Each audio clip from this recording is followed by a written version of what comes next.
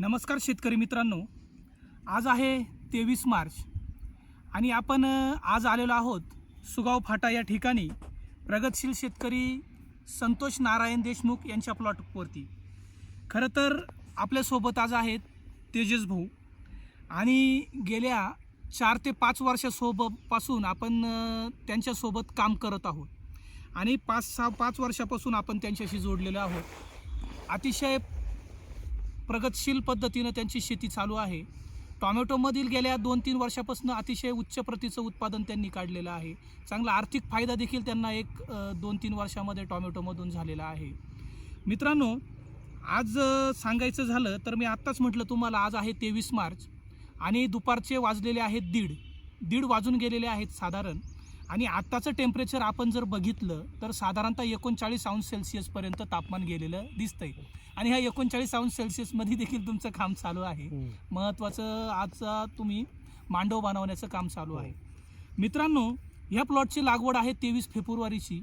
हा 23 फेब्रुवारीचा महिना जो होता 28 फेब्रुवारीचा म्हणजे 28 तारीखच होती. आणि त्याच्यानंतर जर बघितलं तर आज आहे 23 मार्च म्हणजे हा जो प्लॉट 23 मार्च. तर हा प्लॉट जर आपण जर बघितला तर साधारणतः 25 दिवसाचा आपल्याला हा प्लॉट जाताना दिसला आहे. आणि आपण 25 दिवसाच्या कालावधीमध्ये हा जर प्लॉट जर बघितला तर अतिशय सुंदर पद्धतीने ग्रोथ झालेला दिसतो. आपण बघा, ह्या 25 दिवसाच्या कालावधीमध्ये अतिशय चांगल्या पद्धतीनं झाडाची शाखीय वाढ झालेली आपल्याला दिसत आहे. फुटवे चांगल्या पद्धतीनं वरती आलेत. झाडाला आत्ताच्या ह्या 25 दिवसाच्या कालावधीमध्ये जर आपण बघितलं तर 20 ते 25, 30 पंजे देखील आता 25 दिवसामध्ये सेट व्हायला लागलेले आहेत. म्हणजे 25 दिवसामध्येच फुलाची सेटिंग होताना देखील आपल्याला दिसत आहे. याचं गमक काय आहे? याचं गमक जर आपण बघितलं तर आपण न्यूट्रिशन मॅनेजमेंटवरती चांगला भर दिलेला आहे पहिल्यापासून. म्हणजे पहिल्यापासूनच म्हणण्यापेक्षा आपण बारीक गोष्टींवरती पीक चांगल्या पद्धतीनं कसं डेव्हलप होईल याच्यावरती आपण भर दिलेला आहे. मग बारीक गोष्टी जर म्हटलं तर पहिल्यांदा जर आपण जर बघितलं तर आपण महत्त्वाचं याचा बेसल डोसवर काम केलेलं होतं. बेसल डोस अतिशय चांगल्या प्रतीनं आपण भरलेला होता. आणि त्याच्यानंतर आम्ही मल्चिंग कोणता टाकायचा याच्यावरती देखील प्रामुख्याने चांगला अभ्यास केलेला होता. मल्चिंग देखील आपण चांगल्या उच्च प्रतीचा मल्चिंग आपण याला वापरला. संकुल कंपनीचा मल्चिंग आपण याला वापरलेला आहे. त्याच्यानंतर आपण याला पहिलं प्लॉट लागवड झाल्यानंतर 14 दिवसामध्ये साधारणतः 3 ते 4 ड्रिंचिंग घेतल्या. पाणी व्यवस्थापन अतिशय उत्तम केलं. म्हणजे ड्रिंचिंग देताना आपण मूळवाढीसोबतच बुरशीनाशकांची ड्रिंचिंग देखील उत्तम केली. त्याच्यानंतर अन्नद्रव्य व्यवस्थापनाची ड्रिंचिंग देखील केली. का त्याचा परिणाम आपल्याला असा दिसतोय की झाडाच्या शाखीय वाढ आपल्याला चांगल्या पद्धतीनं होताना दिसलेला आहे. आणि आत्ताच्या कंडिशन्समध्ये आपण जर या 39 अंश सेल्सिअसच्या परिस्थितीमध्ये जर आपण जर बघितलं तर झाडाच्या पानाची कॅनोपी अतिशय उत्तम पद्धतीनं आपल्याला दिसते. कुठंही लिप कर्लिंग झालेलं आपल्याला दिसत नाही, कुठंही गोळा झालेलं दिसत नाही. आपण थोडक्यात या 25 दिवसामध्ये जे काम झालंय ह्या बाबतीत आपण जे आपले प्रगतशील शेतकरी आहेत तेजस देशमुख यांच्याकडून आपण जाणून घेऊ. त्यांना विचारूयात की आपण ह्या 25 दिवसाच्या कामामध्ये ते समाधानी आहात का, आणि इतरत्र प्लॉट आणि त्यांचे प्लॉट याच्यामध्ये काय फरक वाटतो आपण त्यांना विचारूया. तेजस भाऊ, ह्या 25 दिवसाच्या प्लॉटमध्ये आपल्या प्लॉटमध्ये तुम्हाला काय बदल दिसतात, आणि महत्त्वाचं तुम्ही ह्या आत्ताची जी वाढ आहे त्याच्यामध्ये समाधानी आहात का? हो, खूप समाधानी आहे. या 25 दिवसात आपण ज्यावेळेस लागवड केल्यानंतर तुम्ही आपल्याला 5व्या दिवशी एक ड्रिंचिंग दिली आपल्याला. ती ड्रिंचिंग केल्यानंतर प्लॉटचे फुटवे एकदम असे बारीक निघायला लागले. त्याच वेळेस तुम्हाला मी बोलवलं पण होतं. तुम्ही जे मार्गदर्शन करतात आम्हाला, जे आपल्याला औषधं देतात, तुम्ही खतं पण देतात, ते एकदम योग्य असे हे करूनच आम्हाला मार्गदर्शन करतात. त्याच्यामुळे आज 25 दिवसाच्या मनानं प्लॉट एवढा भारी जमलेला आहे का पूर्ण प्रत्येक कांडोकांड. म्हणजे तुमच्या एक गोष्ट लक्षात आली असेल, 25 दिवसाच्या कंडिशन्समध्ये जर आपण जर बघितलं तर हे बघा, या ठिकाणी आता 5 साधारणतः 1 2 3 4 5 6 फळं इथं सेट झालेली आहेत. ह्या बाजूनी काही पंजे निघालेले आहेत, इकडून काही पंजे निघालेले आहेत. म्हणजे आपण प्राथमिकच जर फळं बघितलं तर ह्या खोडाच्या 25 दिवसाच्या अवस्थेत आपल्याला 30 ते 35 फळं आताच सेट व्हायला आपले लागलेली आहे. म्हणजे आपण या बाबतीत खूप समाधानकारक आहोत की या टेम्परेचरमध्ये आपलं काम चांगलं होताना दिसत आहे. म्हणजे तुम्हाला याच्यामध्ये आपला कशावर भर दिला म्हणून आपण सक्सेस तर अजून व्हायचं आहे आपल्याला, पण आता 25 दिवसाच्या मानात आपण सेट होत आहोत. काय वाटतंय तुम्हाला? एकदम समाधानी वाटतंय आम्हाला. कारण ज्यावेळेस आपण बेन्सल डोस दिला तो पण योग्य असं मार्गदर्शन हे करूनच तो ड्रेंचिंग डोस दिला. त्याच्यानंतर तुम्ही जे ड्रिंचिंग दिला, जे फवारे दिले, जे आता खतं दिले की आता महाधनचं आहे तुम्ही हे दिला कॅन दिलेला आहे हे पण हे करण्यासाठी.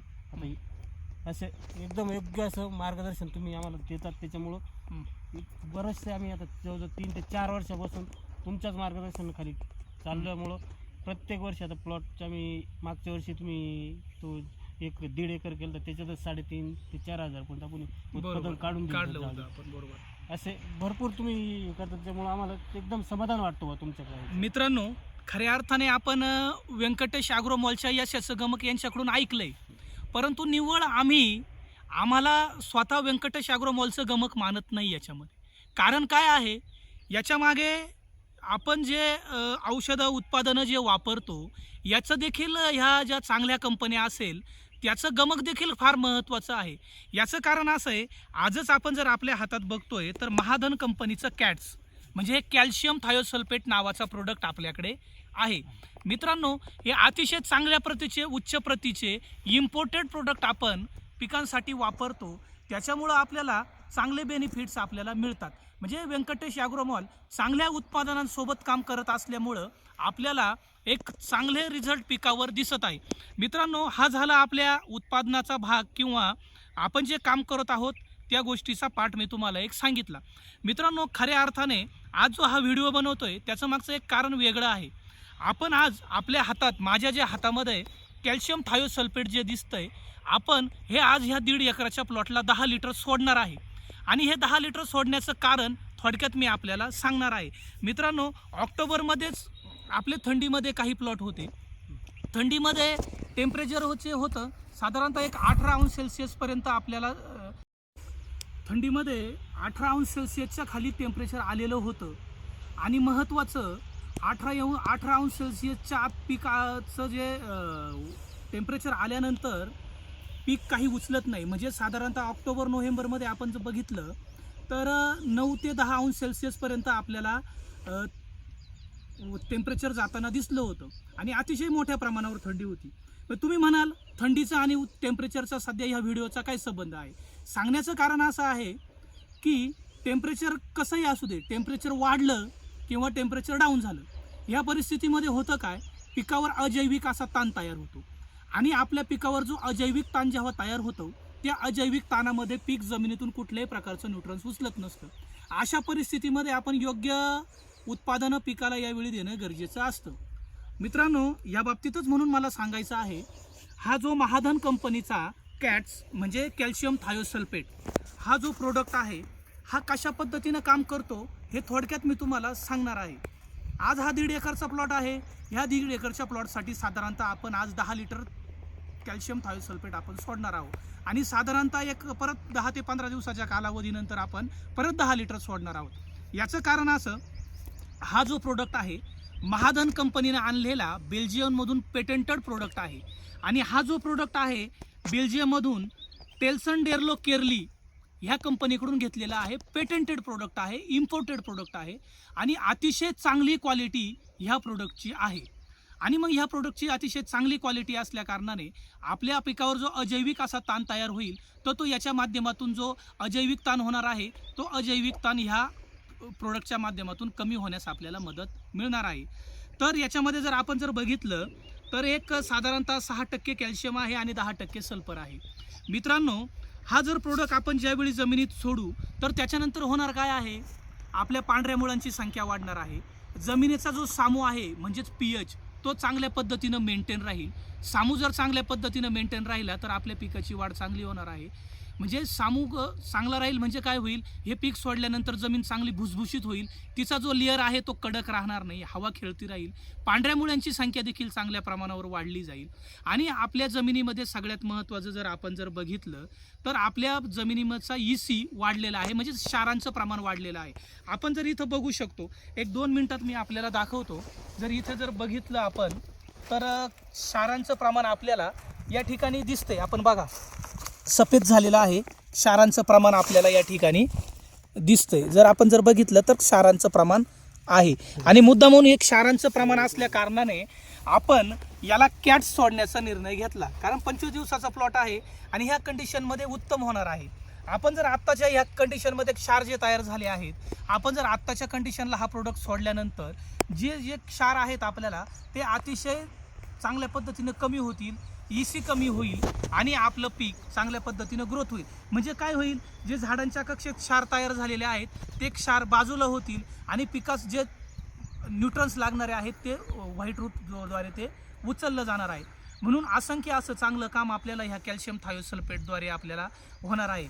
आणि त्याच्यामुळे ह्या ज्या स्टेजेस आहे, योग्य स्टेजेसमध्ये जर आपण त्याला जर सोडलं तर नक्कीच आपल्याला ह्या टॉमॅटो पिकासाठी सध्या फायदा होणार आहे आणि अजैविक ताणापासून सुद्धा संरक्षण होईल.